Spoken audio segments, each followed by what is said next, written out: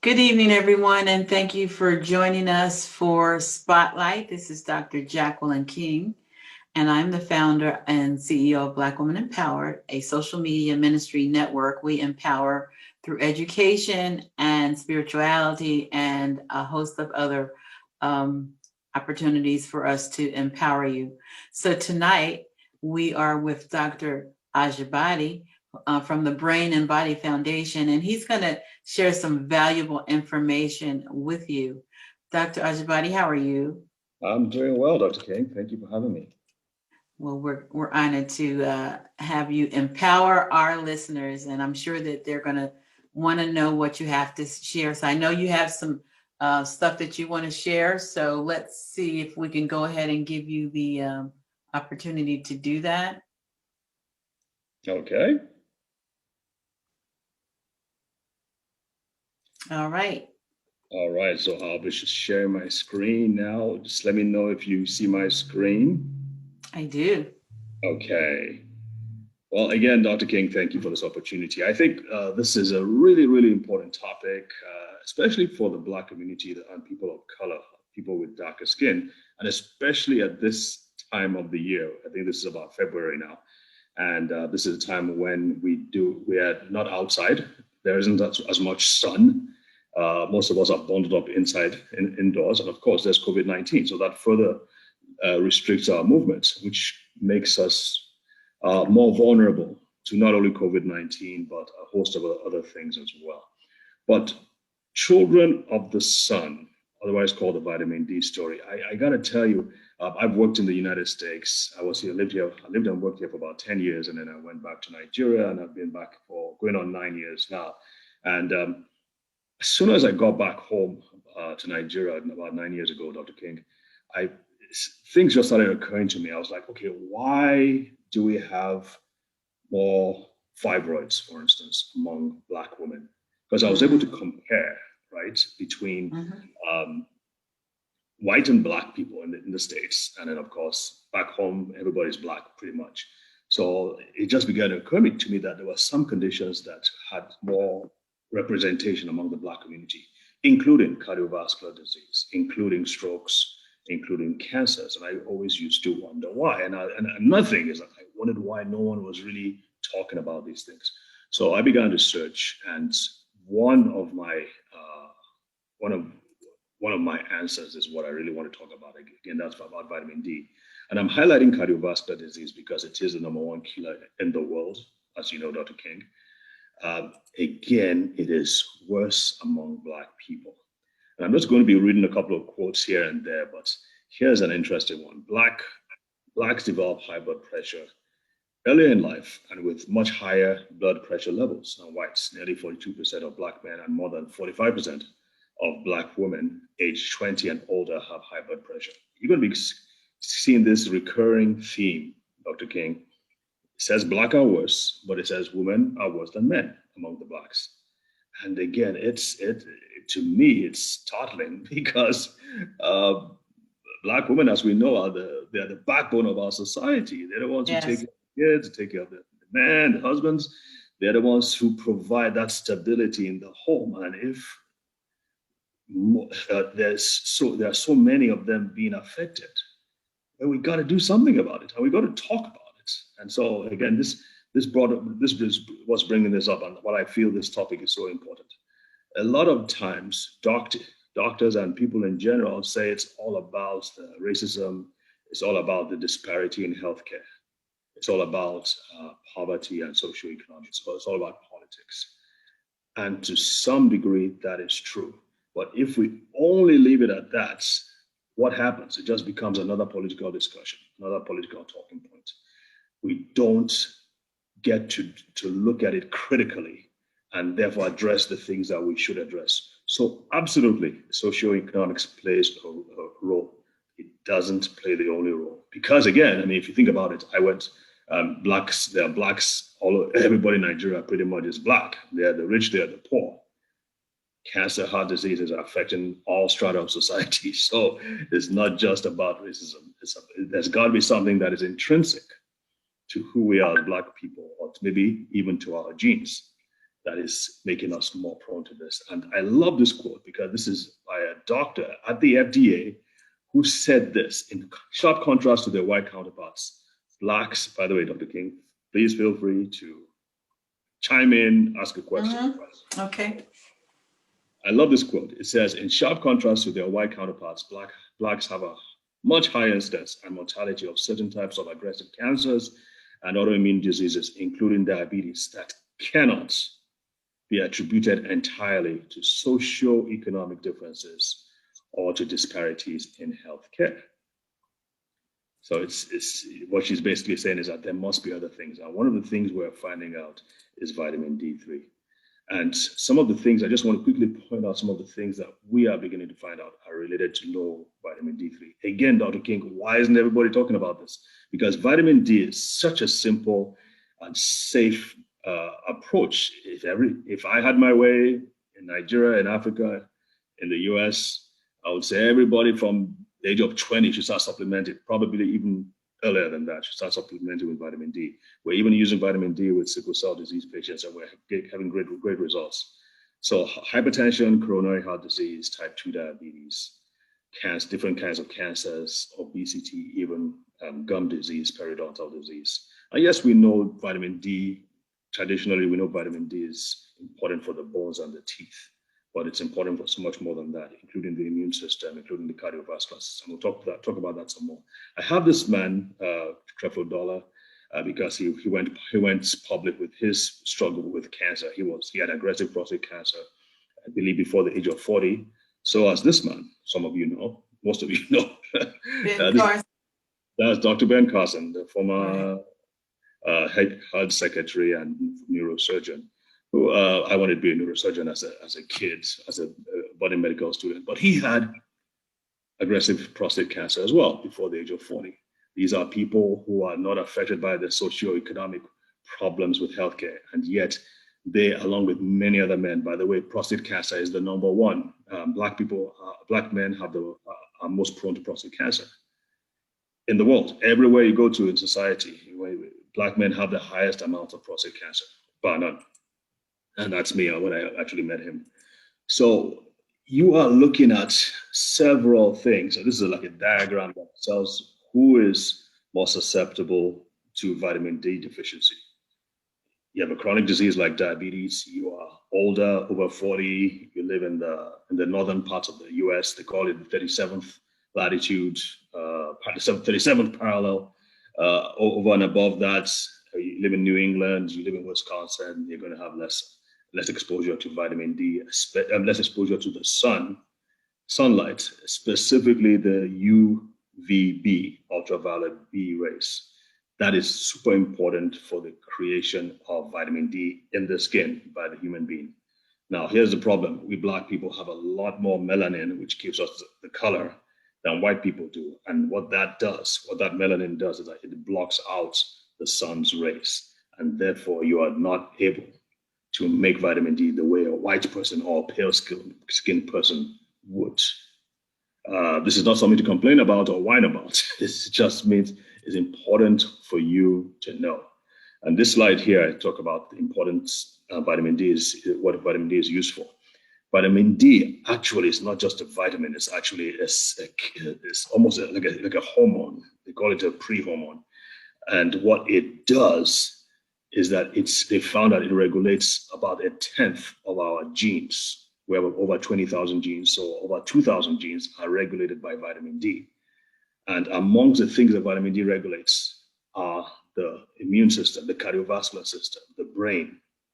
In fact, what they're finding out, Dr. King, is that women, especially Black women who don't have enough vitamin D, are more likely to have children with autism and other learning disabilities when they grow up. Really? Yes, because what is in the mother's blood is what translates into the baby's blood. If the mother's blood is deficient in vitamin D, the baby will not develop like it should because it doesn't have enough vitamin D for the development of its nervous system. Not just the nervous system, the cardiovascular system, the bones, the gastrointestinal system as well. So there's a lot of research now looking into what was happening in the mother that could have caused a child to be autistic or be on the autistic spectrum have a learning disability. This is super, super important. I had this quick slide here. Well, it's not a quick slide, it's a slide. And on the left column, you see the different skin types or skin tones. They label them from 1 to 6, from the lightest, which are the pale-skinned, pasty white people, to the darker skinned people like me. And basically the idea is this: the paler your skin is, the more your skin is like type 1, the easier it is for you to make vitamin D. The darker your skin is, the more difficult it is for you to make vitamin D. And this further explains it right here. It says the paler your skin type, the more easily your skin can produce vitamin D. And for example, if you have skin type 1, it might take around 15 minutes of sun exposure to get the vitamin D you need for that day. If you have skin type 5 or 6, it might take 5 or 6, that's most of us Black people. It might take up to 6 times longer, up to 2 hours. Think about that. Wow. And we're not even exposing, I mean, some of us go out in the sun where we think we're out in the sun, but we're all covered up. Or we're in a car and we think, oh, the sun's rays are shining through the car. Well, guess what? The glass, the car's glass or windscreen filters out the important rays, the UVB rays that are necessary for your skin to make vitamin D. So if you're wearing clothes, you're indoors, even if it's all glass, even if you're in a greenhouse, you are not making vitamin D because the rays are being blocked out. I think this is super important for people to know. Okay, we've also talked about age. The older you are, especially above the age of 40, which both Dr. King and I are, we are less likely to make vitamin D like a 20-year-old. So, and I just had this diagram that's showing all the different systems that are affected: the brain, the kidneys, the lungs, and so on and so forth. I like this diagram here, Dr. King, because this paints it in graphic detail. You have 2 mice from the same litter, 2 pups, I think they call them, from the same litter, same genes. You can see they both look identical up here. In one of them, they found a way to block out its ability to create and make vitamin D. That's the one on the left. So after a few months, you see the difference. The pup or the mouse on the right still looks as healthy, has lush white skin and white fur, looks bulky and all that. The mouse on the left looks shriveled up. It looks weak. It's lost most of its hair. It doesn't look like it's going to survive for much longer. I don't think there could be a better picture of the importance of vitamin D than this one.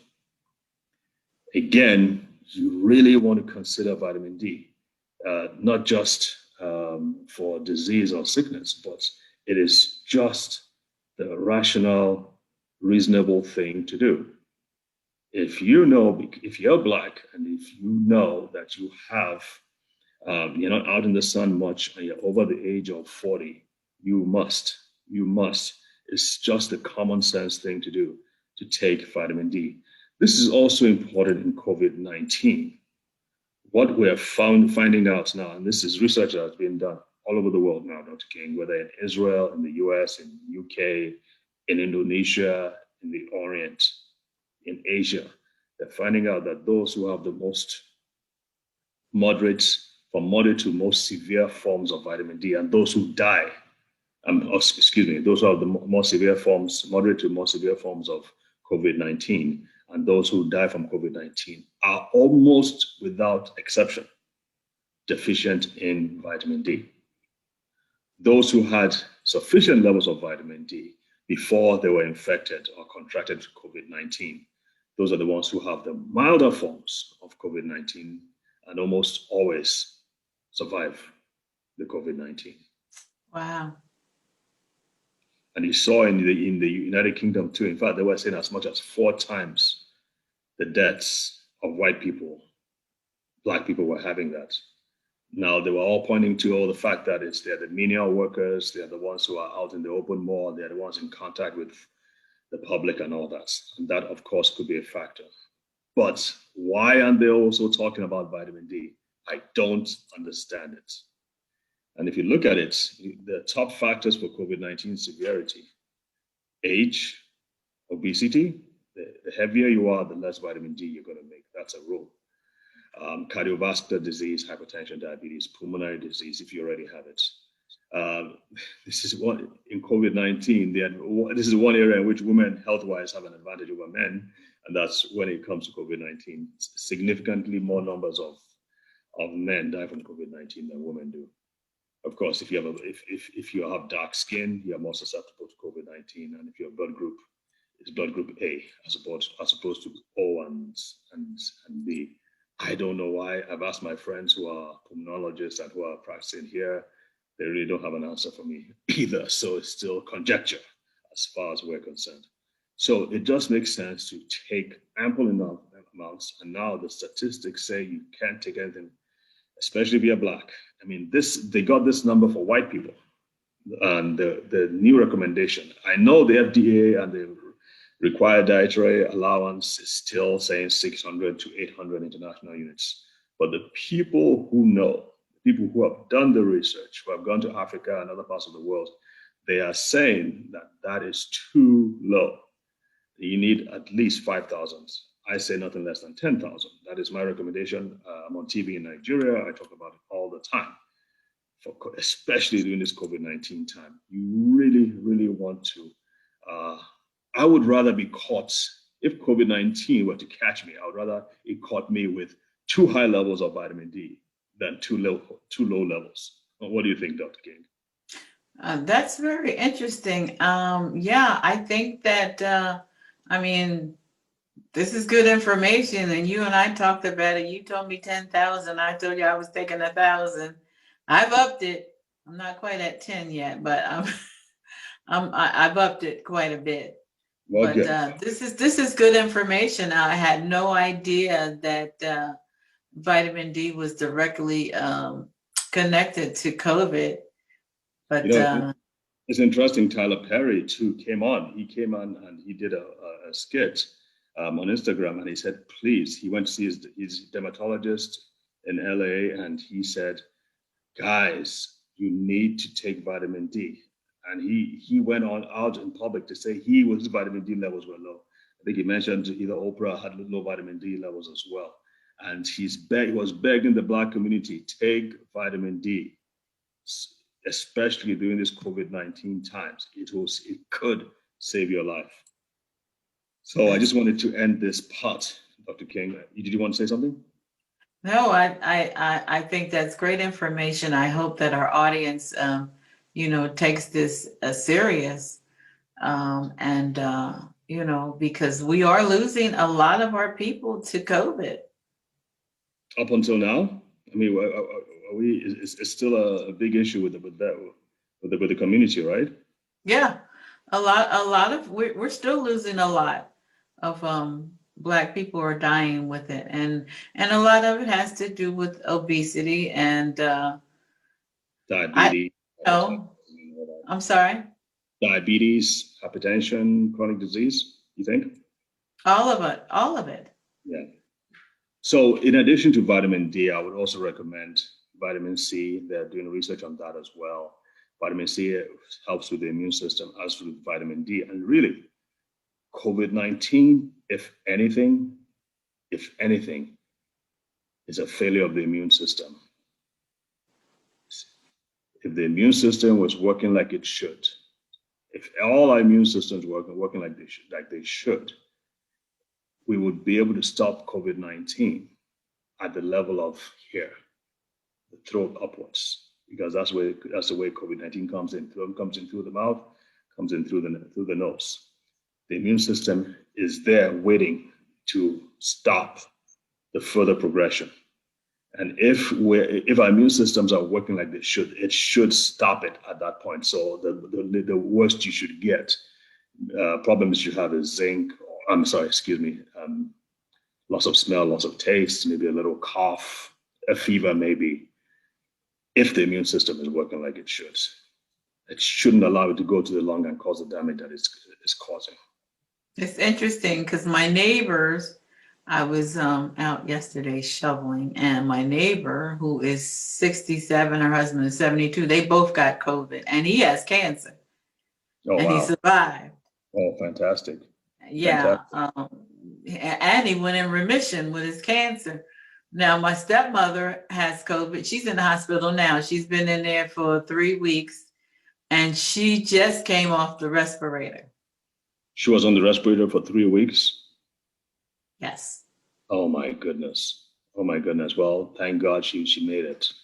I've heard that well, ventilators, maybe not respirators, but ventilators. I mean, that's what I meant, the ventilator. The ventilator. Okay. Um, the statistics aren't good if you have to go on a ventilator. So she's surviving. That's good, and thank God for that. So it's important. I mean, right now, in fact, when I'm back in Nigeria, I say go to the pharmacies. Pharmacies should be stocking up with vitamin D. Yes, they should stock up with sanitizers and such, but also vitamin D and vitamin C and fiber. The reason why I mentioned fiber, especially psyllium husk flakes, is that the majority of your immune system is based in the gut, in the digestive system. And this is another story for another time, Dr. King. But I don't want to end this without saying this. The good bacteria in the gut, in the digestive system, help with your immune system. The more buoyant and more vibrant your good bacteria are, the healthier your immune system will be. There's one kind of symbiotic relationship. And for your good bacteria to be healthy and buoyant and vibrant, they need to be fed. And fiber is one of the very best foods you can give them. Yes, you can get them from fruits and vegetables, but it's not always enough. So I just say let's just take a shortcut. And there's what fiber I always get from whole foods that helps to feed the good bacteria, and it certainly boosts the immune system. So I definitely can make recommendations on those as well. So that is my that's our story so far, Dr. King. I'm gonna hand this back to you. Well, I think that's good. Like I said, good information. We want to keep feeding our community with good information. These are some things that a lot of doctors will never tell you. Yeah.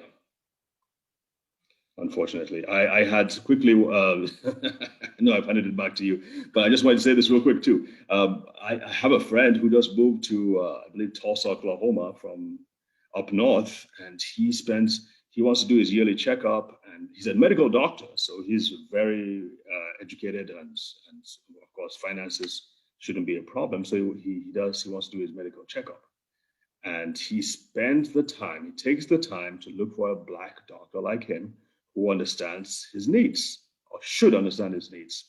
And they run all the tests, and he sits down with the doctor and they go through everything. And so I asked him, did they check your vitamin D levels?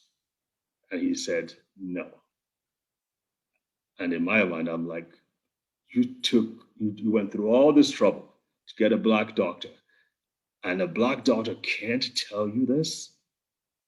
That is disappointing, to say the least. Dr. King? Hello?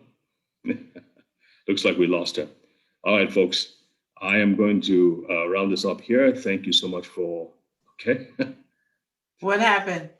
I don't know. I just saw that Okay. we lost you. Anyway, I just told the story about my doctor friend whose black doctor, did not say anything about vitamin D, especially in the winter. So it's something that definitely needs a wide scale education. Well, I thank you for this information. And we're going to look forward to you empowering us with some great information as we move forward. So thank you again. Thank you for having me. And we thank everybody for listening, and we'll be back.